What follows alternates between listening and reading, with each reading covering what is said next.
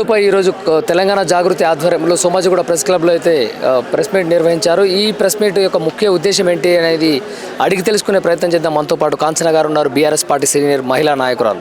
Madam నమస్తే, చెప్పండి ఈరోజు ఏంటి కవిత గారు నిర్వహించినటువంటి ప్రెస్ మీట్ యొక్క ముఖ్య ఉద్దేశం ఏంటి?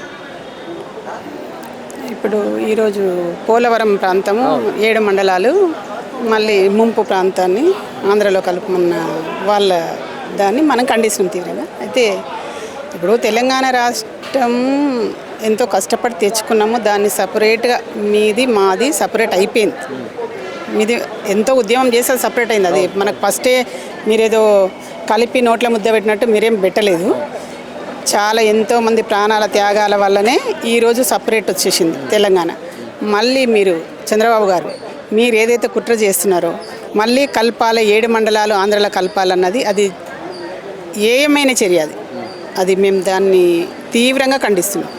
అది ఎంత ఏయమైన చర్య అంటే ఇప్పుడు ఒకసారి సపరేట్ అయిపోయినాక 1 ఇంచు భూమి కూడా ఇవ్వమండి, ఎందుకు ఇస్తాం? మళ్ళీ మీరు ఎట్లా కలపమని అడుగుతారు?